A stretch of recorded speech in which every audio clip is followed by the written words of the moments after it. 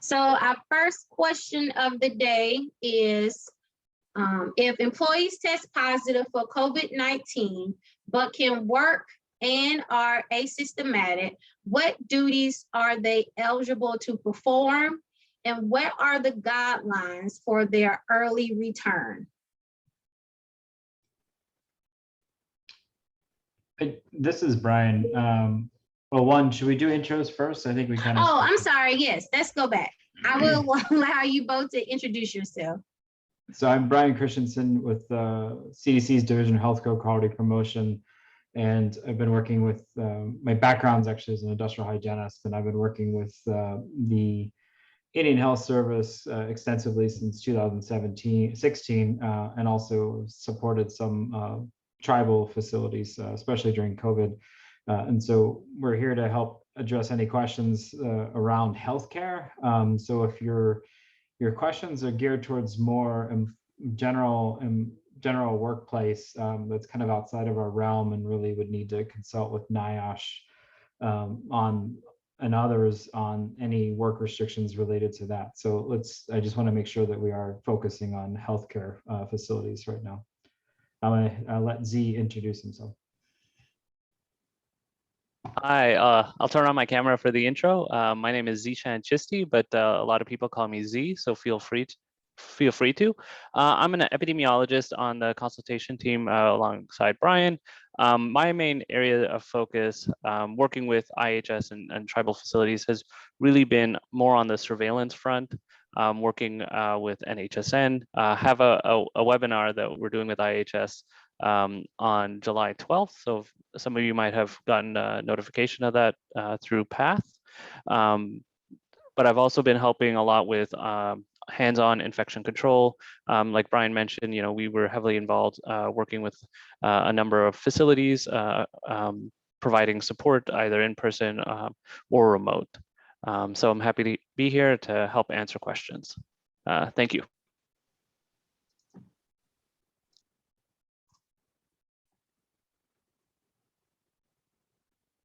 Okay, so let me go back. So let me go to the next question. What are hospitals, to your knowledge, what are hospitals doing to keep their employees? Are there other incentives besides monetary incentives? What deters an employee from staying or accepting a job at a facility? Well, I think this type of question is actually probably best for all the participants on the call. And hopefully you mentioned earlier, peer-to-peer. This is really what should be taking place, is others jumping in and kind of talking about what they're doing. We at CDC, in our role, we're focusing on infection control, healthcare associated infection surveillance.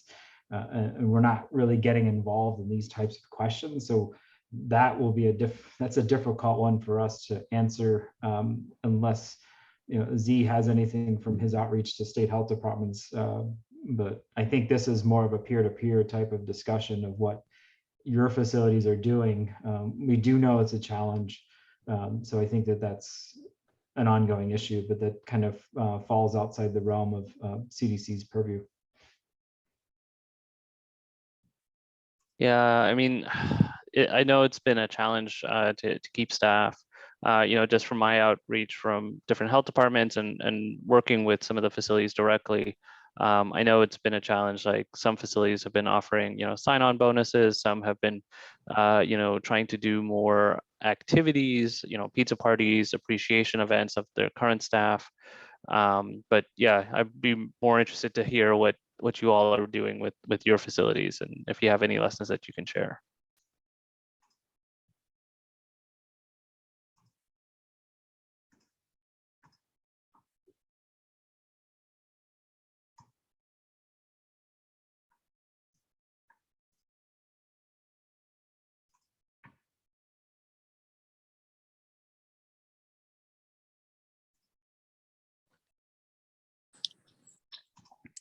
Hello, this is David Pashane with Indian Health Service, and I'm not going to comment on things that Indian Health Service may be doing to incentivize staff.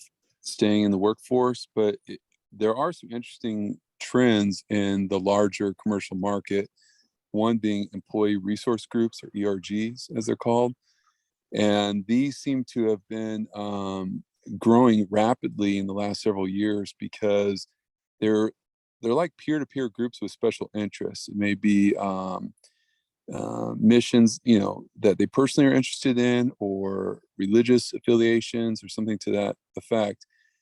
And the bonding that is created within the ERG and across the ERG among employees, and the sort of feelings of support and acceptability, bringing your whole person to work kind of attitude. At least what I've heard from the major tech companies, it is the reason why employees stay with their companies. Not so much the incentives as much as the ERGs. I'll leave it at that as a thought to consider.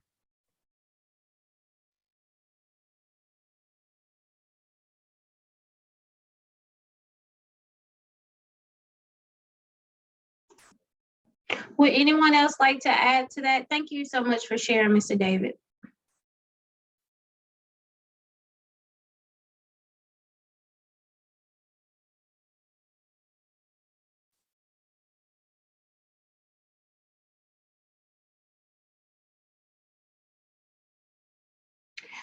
Okay, so let me ask CDC this question. What funding opportunities are you aware of exist to help with staff retention and recruitment?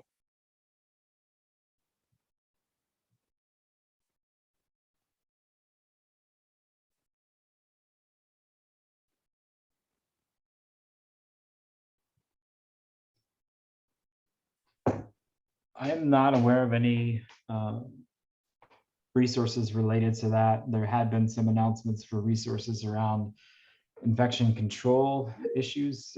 This something like this may fall more towards HRSA.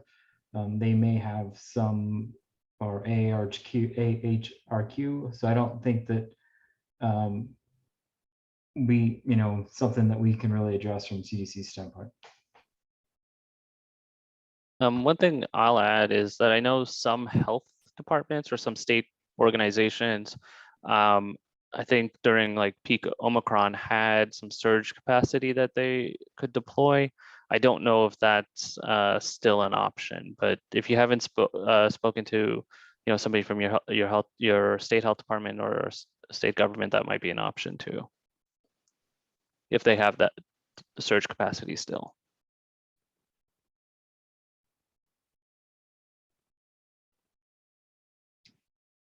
So again, I'm not sure how much information you can give on this, but the statement is, we have a high turnover rate amongst our front office and support staff. Do you have any strategies to retain administrative staff?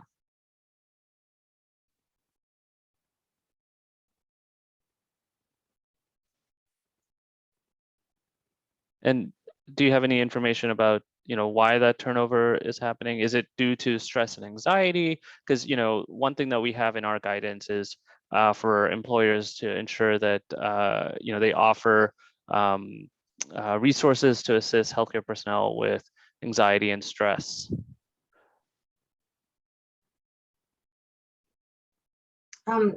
This they didn't say. It was just a comment from when they registered. Okay.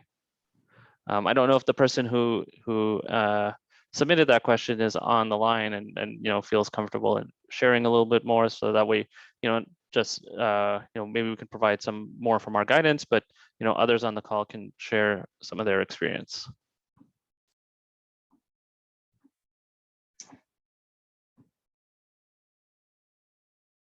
I don't see a hand raised.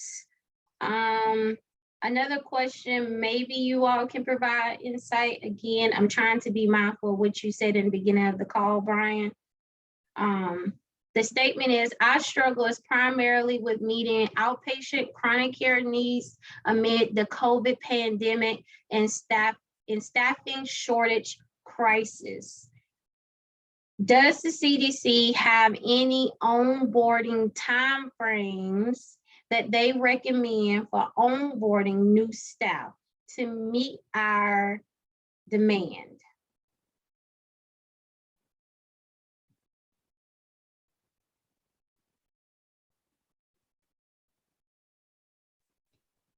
I am not aware of any specific onboarding timeframes. I think that has to do with your HR. What we do recommend is that there's adequate orientation and training of the staff, particularly around bloodborne pathogens, other infection control issues, working jointly with occupational health and employee health, things along those matters. But a specific time frame, I'm not aware of any guidance on that.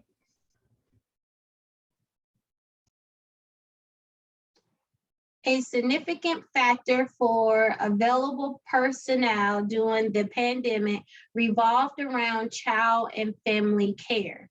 What comments are you able to provide?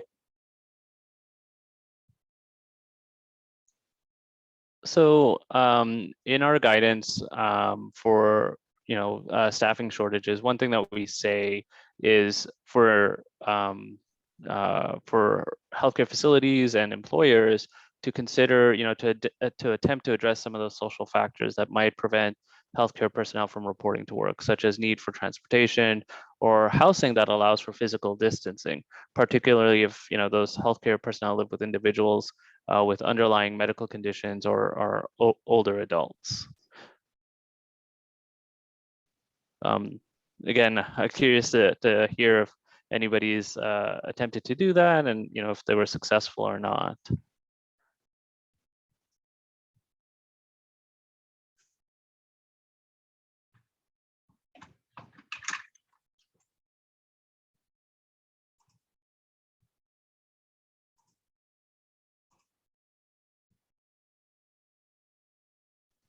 I guess If you do not feel comfortable speaking out, I strongly encourage you to use the chat box. I guess I can share a personal experience that I had many years ago when I was younger and I was still in school. I was working part-time at a hospital, and there was a huge ice storm that came up, and they had like a old wing of the hospital that was slated for reconstruction. And they let employees spend the night there if they didn't want to drive and face the slick and icy road. So for me, that was really nice and made me feel appreciated and safer. So just sharing my experience there.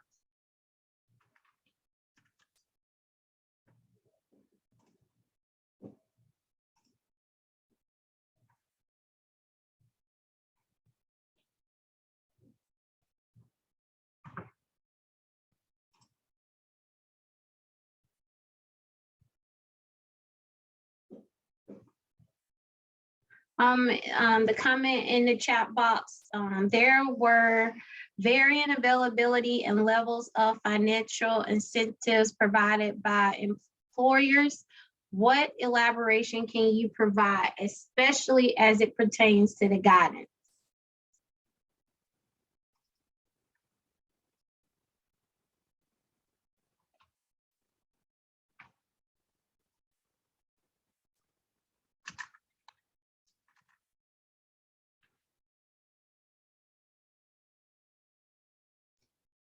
So I think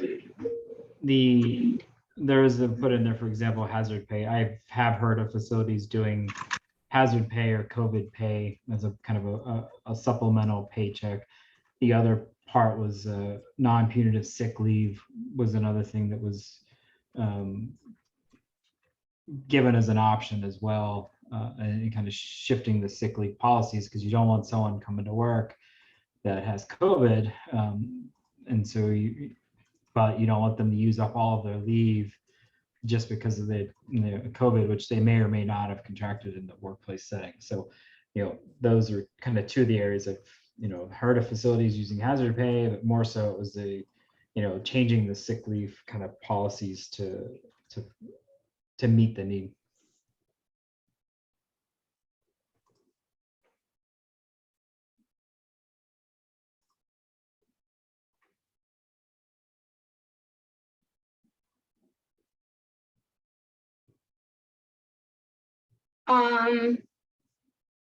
So, Ms. Milton, are you referring to the COVID-19, the employee testing positive COVID-19 question, or the incentives question?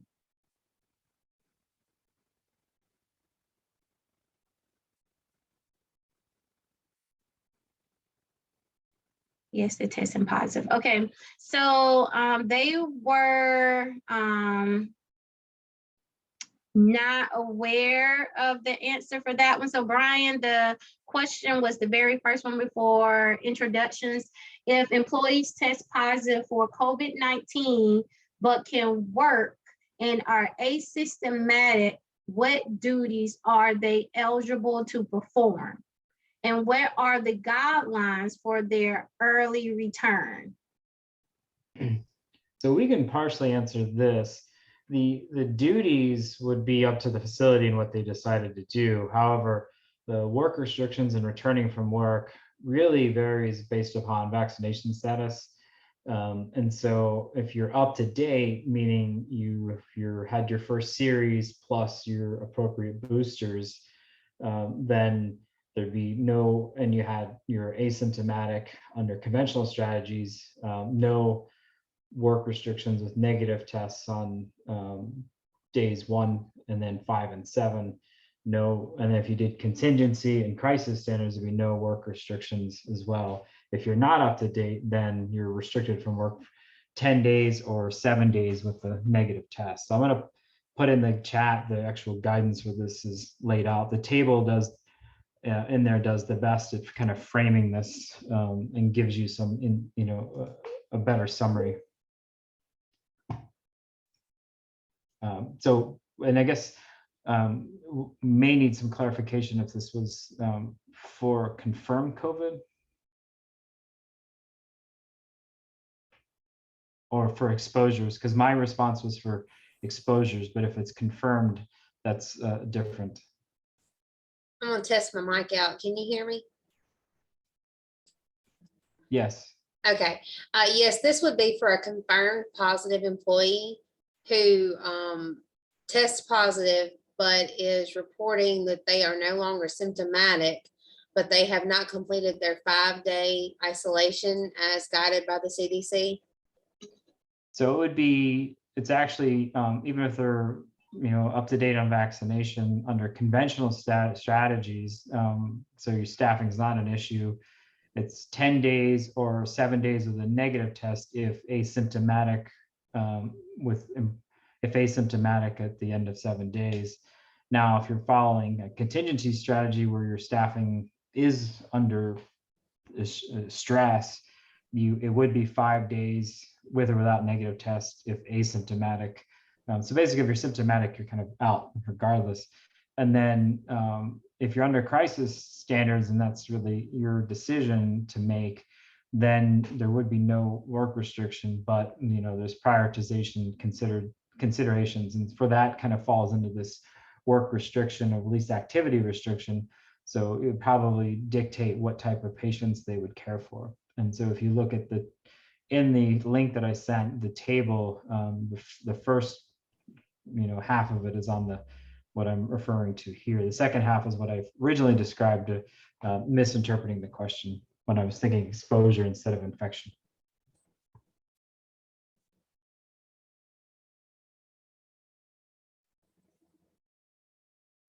Okay, thank you. Yeah, I mean, and the other thing to this is it is confusing. There's a lot of nuances to it, and so that's why I referenced the table as the best summary. But if you go through the actual guidance, there's a little bit more in there, and some of the other strategies would include adjusting staff schedule, hiring additional healthcare personnel if you could, rotating to positions that support care activities. There are other kind of ways you can work around it, but you just kind of have to have a plan in place of how you're going to deal with this. And so, Brian, can I ask you if the CDC have had any previous calls or release guidance around being reprimanded for not being vaccinated as a healthcare provider? I'm not aware of anything of that sort. The only kind of carrot and stick model that I'm aware of is with flu vaccination, where, kind of pre-COVID, if you didn't get your flu shot, you're required to wear a face mask in your healthcare facility. That one was pretty commonly done, but I don't have anything specific regarding that. Z, and it looks like Ryan actually was able to join the call.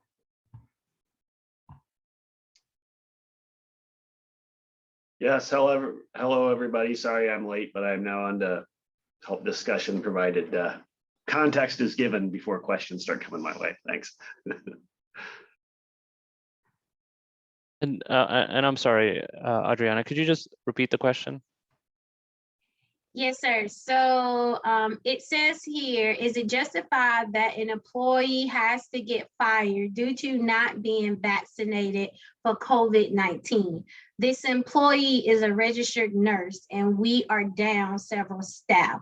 I am looking for CDC guidance on how HR may be able to assist this healthcare worker. Okay, yeah, I think Brian summed up our experience with that. I don't know if Ryan, if you've got any thoughts on that. No, I mean, CDC makes, through the ACIP, makes vaccine recommendations. We don't enforce. I don't think that question is really for us, to be honest. The next question, has the recommended staffing ratio changed due to COVID-19?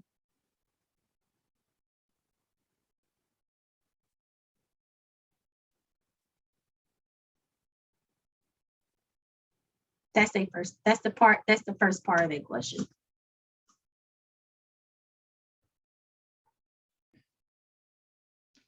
And then the second part of the question is, what resources does the CDC have to recruit American Indian, Alaskan Natives into medical educational programs?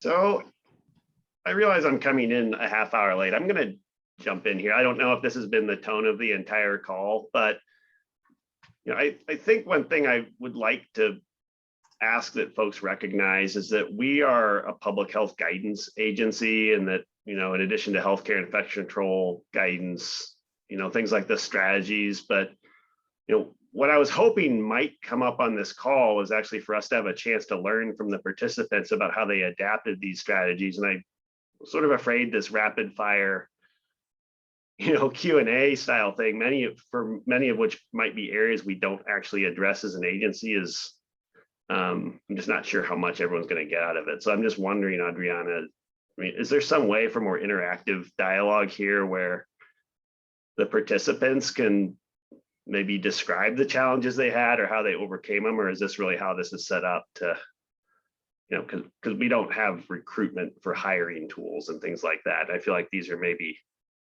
a little bit not for us. Okay, so usually with the listening session or discussions session, our attendees have the right to ask whatever questions. So we tell them the topic and they are allowed to ask us questions based off of that topic. And then the questions that you are not able to address, we usually send them to the CDC. The CDC will have their subject matter experts that tackle those type of questions, answer them. They will send them back to us, and then we will share those documents on our website.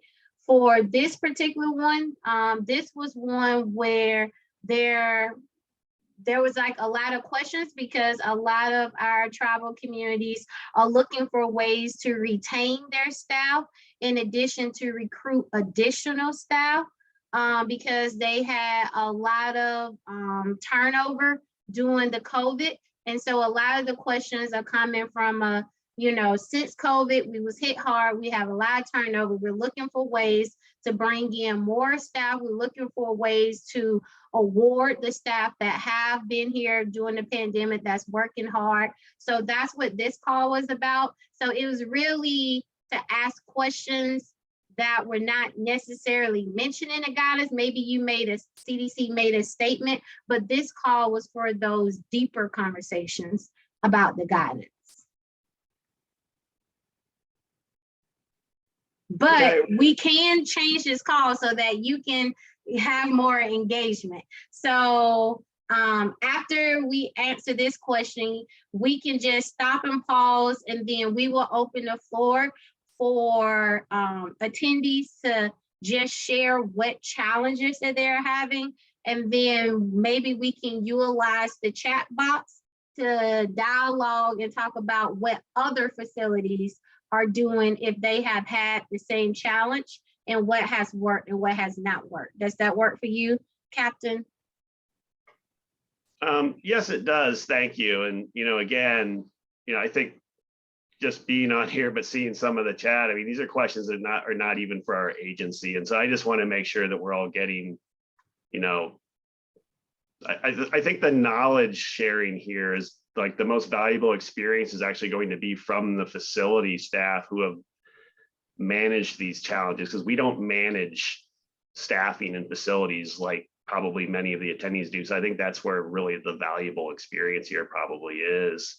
But we are, we'll be happy to answer anything we can and, clarify where, you have to seek an answer elsewhere. So I don't want to derail the call completely, but that's where I'm coming from. So that for our guidance to be informed, I think, really we want to hear the direction of the communication shouldn't be unidirectional from us to the questions. I think we would actually learn quite a bit from probably the extensive experience on this call. But we'll proceed however you would like to. Thanks.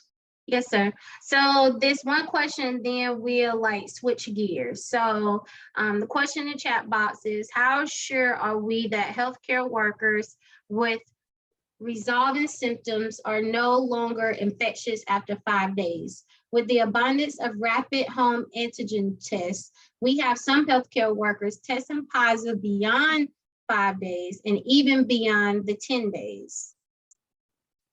On the plus side, more than 1/3 of vaccinated healthcare workers are testing negative with resolved symptoms by day 7. Right. So I don't think the answer to that question is about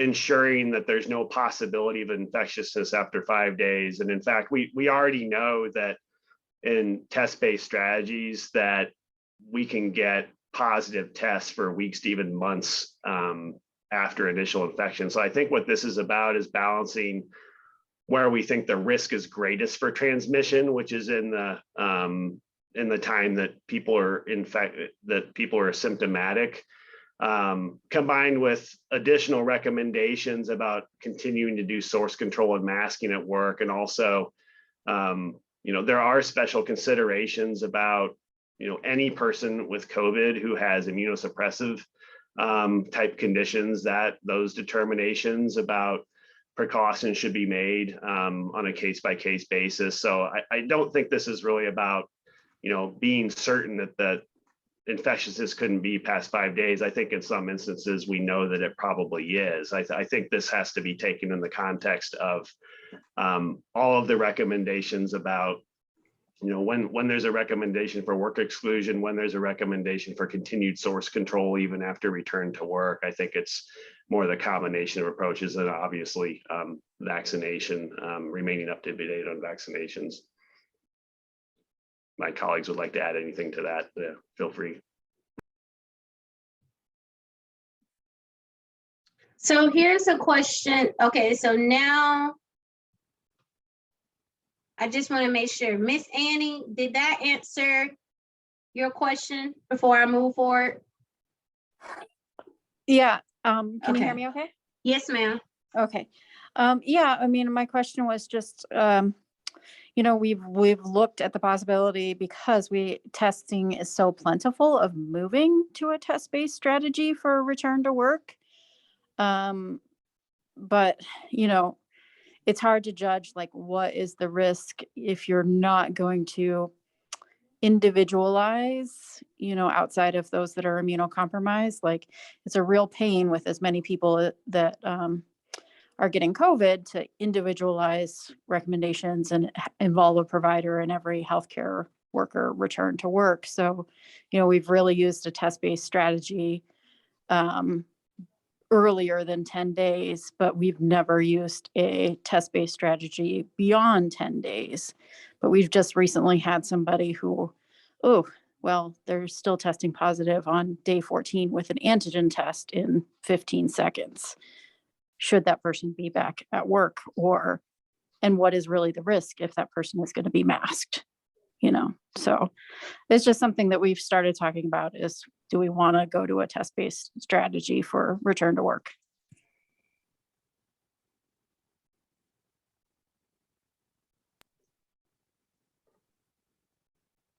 Yeah, and I just dropped a link in the chat for, you know, I'm sure folks have this link, but the guidance about managing healthcare personnel with infection exposure, you know, specific to the healthcare scenarios, is in the link that I just dropped in. And there certainly are test-based strategies to use. And I think, you know, healthcare is certainly a setting that many facilities have continued to use a test-based strategy. I think, you know, some of the caveats in that document I put in, you know, one is that, you know, follow-up tests using nucleic acid are generally problematic. You did mention antigen tests, which is what we do recommend when a test-based strategy is desired. And I think part of the issue with going with a test-based strategy, if you do get a positive, I think having in mind how you're going to use it in advance would be part of the, you know, really part of the strategy up front. Because, you know, again, you know, we just know that across the population, people are going to shed virus and have viable, you know, transmissible infection across a range. There's nothing magic that happens at 7 days or 5 days. So I think that, you know, having source control in place and, you know, having some decisions and upfront about the testing and the use of, you know, like, does a positive antigen test mean continuing to exclude? I think that's got to be part of the upfront considerations. And I don't think that we have a blanket recommendation at this point either way. I think there's a lot depends on the facility and the jurisdictional preference, and, you know, certainly things like COVID in the community and maybe the population that healthcare person is taking care of in terms of their risk. So it's, unfortunately, I think it's a little bit nuanced, but, you know, again, I see if Zishan or Brian have anything to add to that.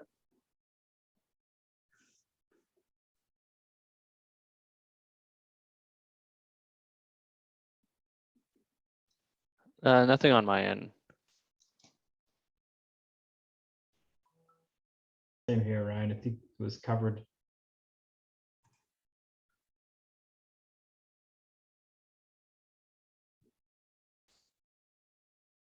Thank you. So one question before I ask a general question, there's a comment in the chat box. My dentist utilizes a post-visit survey regarding presentation of any symptoms. I have not read the guidance, so thank you for what you just shared. Does the guidance discuss that practice of using post-visit surveys? Yeah, no, I don't believe that that's been discussed in the guidance at all. And so at least what I've reviewed, and we don't have specific dental guidance as well anymore. So I think that one thing to do is, if you want to, is specifically look at the dental guidance. Well, my last review of it, there's nothing on there about post-visit surveys. I think that's just something that some healthcare facilities are doing just to get information.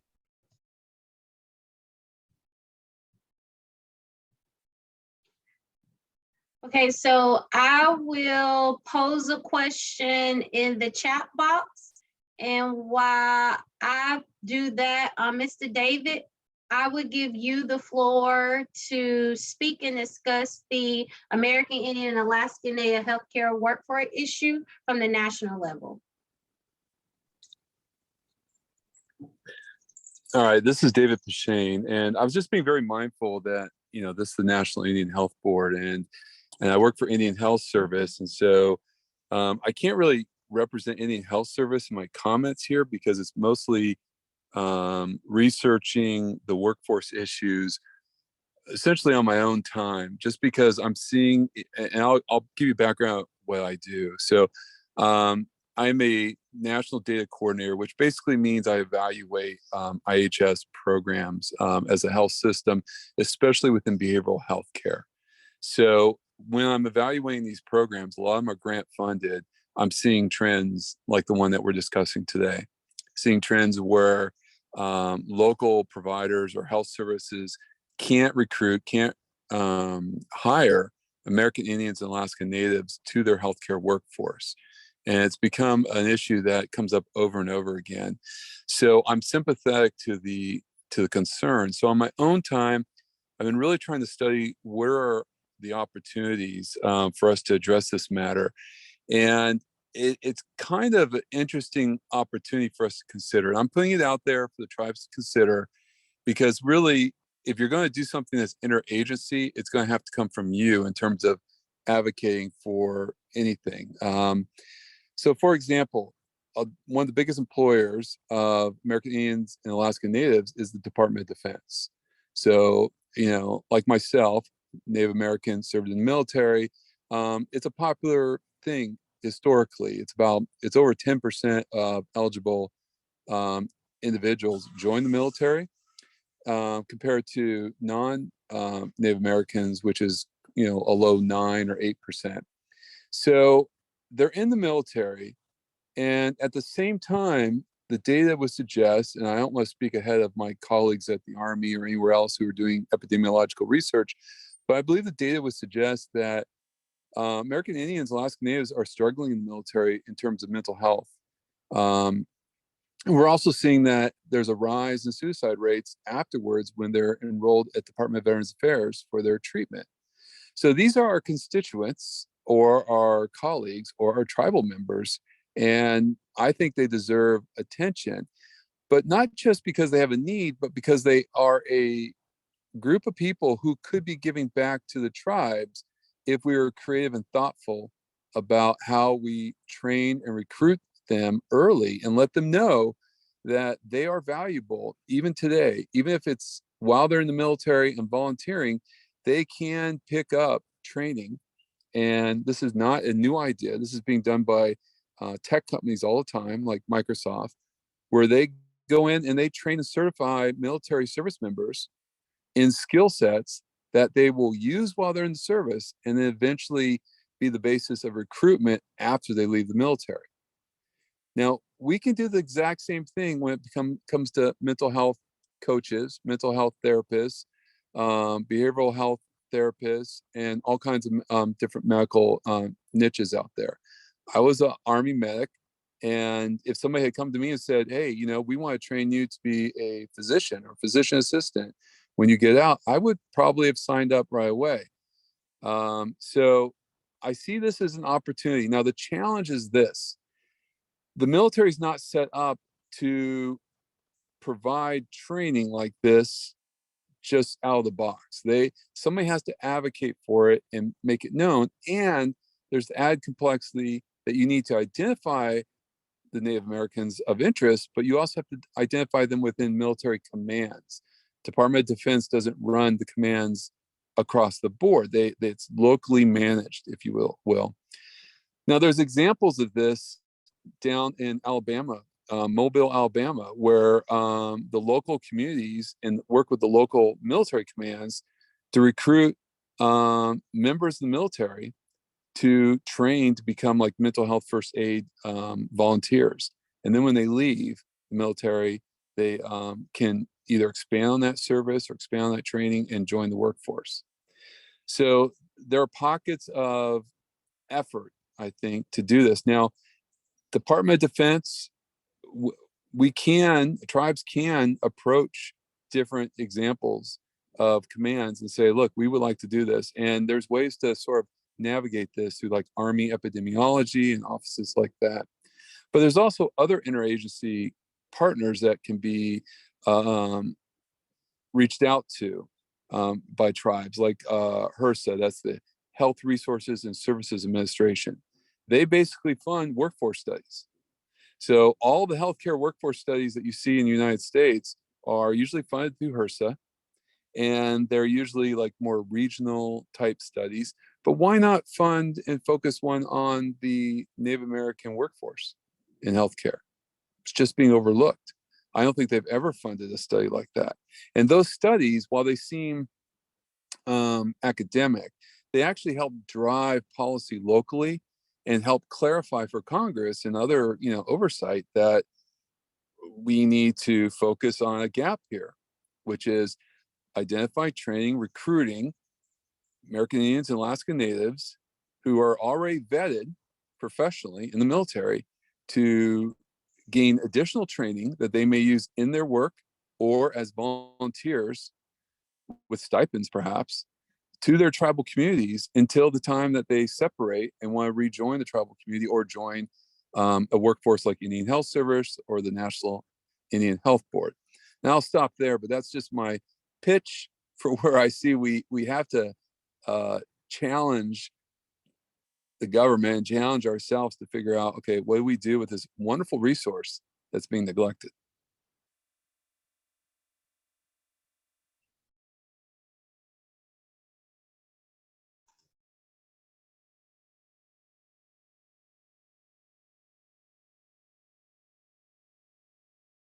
So would anyone like to add any comments or share?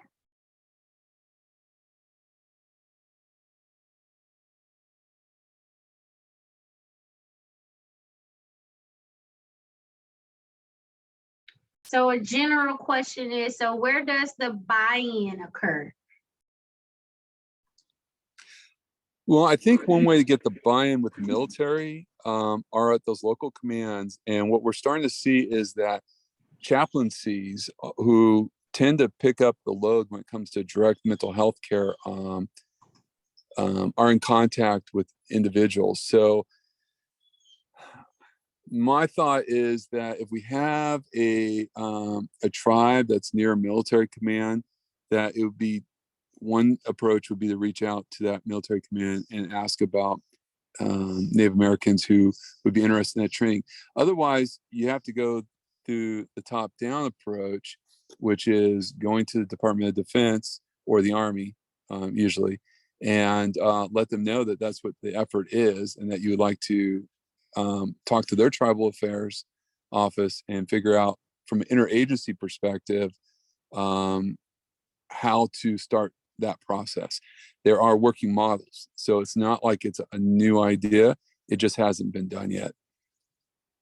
If that didn't answer the question, please let me know. Over.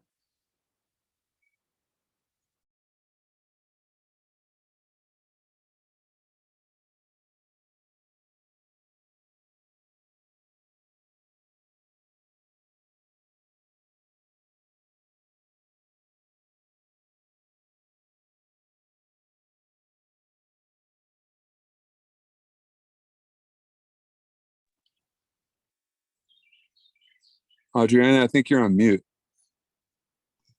I'm sorry about that. I'm sorry. So his next question for you, Mr. David, was where does the dollars come from for that training programs? And Miss Lita, I would definitely write that down as an action item for NIHB policy department to take a look at. But yes, ma'am, I do think that is something that NIHB can take the lead on. Well, with regard to the dollars, I think there are dollars to look at. I mentioned HRSA because they fund grants to do the research. So if you build a university partnership, like I mentioned the example of University of South Alabama, their psychology department is taking a major lead in this space, but not specific to Native Americans. The largest tribe there is Porch Creek tribe, and I don't know if they're engaged in this question, but they might be. They might be interested in this because there's a large Army command. There's a university that's doing research in this space, and the Army command is already cooperating with the university in order to address the outcomes of service members when they leave. So they have a vested interest in the outcomes, and that can be a resource for planning the training, either through, I'm not really sure where the dollars come from, but there are lots of training programs that exist. It'd be good to find out who paid for that Microsoft training program, and if the military is or the VA is invested in approaching that kind of work as a pilot. And I apologize if I don't know the federal dollars that well, but there's so many different ways to approach this. It might be a pilot that justifies a set aside. I know that the project in Alabama is actually a community-based mental health facility, and I think those are funded by CDC. I'm not sure, or it's SAMHSA, but those kind of facilities could receive a plus up to do something concentrating on Native Americans. And so he asked a clarified question to you, David, in the chat. So local military commands have the authority to undertake such collaborations? Exactly. That's basically how it works. So the general, who's the command of an Army base, has all authority outside of DoD policy. So basically anything they want to do with personnel workforce, they have the discretion to do. And they get mandates like, prevent suicide or, train for combat readiness. But the actual implementation is under their authority. And when it comes to personnel readiness or well-being, they often turn that over to the chaplaincy corps, who have coordinated work with mental health therapists. And so that's generally, I think, how it works. I know that's exactly how it works down in the Alabama example.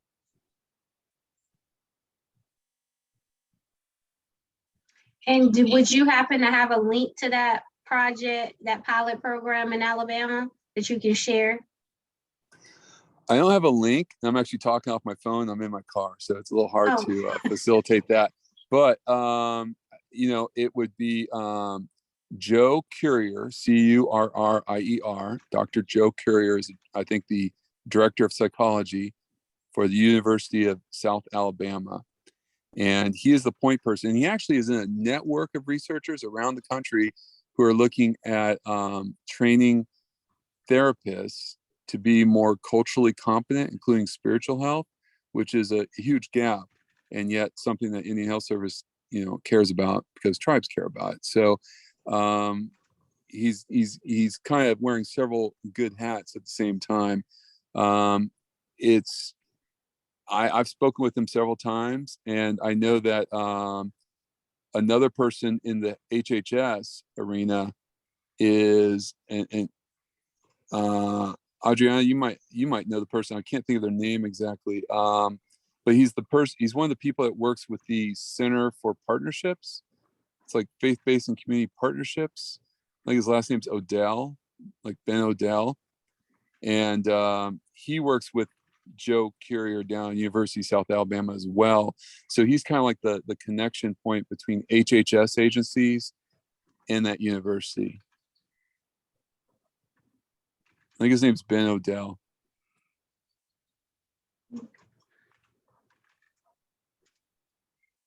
And I don't mean to dominate this conversation. I just wanted to offer that as a service if it's of help to anybody.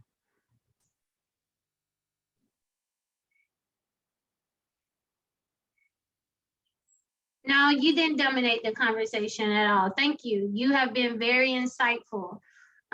So we have 3 minutes left.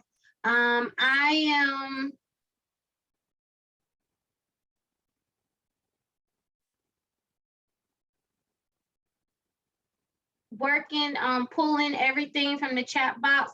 I do want to acknowledge everyone's questions. Let me say this again. All of the questions that you asked when you register, I have a document with those questions. The questions that CDC was not able to answer for us today about staff retention, the strategies, I will work with CDC to either A, have them to go by and answer each of your individual questions, or we will have a specific, maybe lunch, 30-minute coffee break, call where we can come back and address your questions, because I do want to get you these resources, because I do want everyone to be alert and have the resources that you want and the things that you come to NIHB for. To our presenters, as well as to Mr. David, thank you so much for taking the time to join us and to share the knowledge that you have. The tables that the CDC discussed today, those mitigate the strategies to mitigate healthcare personnel staffing shortages. That link was in the chat box. I will also have that link with the documents. I will also have that information on Mr. Joe Kohler from the University of Alabama. And I will also look at that information about Mr. Ben Odell with the Department of Health and Human Resources as also a comment. So all of those things will be covered for you as well. And in closing, this call has been recorded. If there's anything that anyone felt uncomfortable or didn't, or felt like maybe we should not include that, please let me know. Otherwise, I will clean this video up and get it posted to our NIHB YouTube channel. Again, questions will come later if we did not hit on them. I will work diligently. I want to acknowledge that many of you asked for information on monkeypox. I am working with monkeypox with CDC staff that are working on monkeypox to get that call scheduled for you all. NIHB is also working with CDC on editing some job aids. So look for information about that call soon, and look for our website to have those job aids available for the healthcare workforce. So it is now 5 p.m. I thank you all for being here. I thank you for your time. Please enjoy your evening. Drink some water, smile, get up, exercise, and have an awesome evening. Thank you. Bye-bye.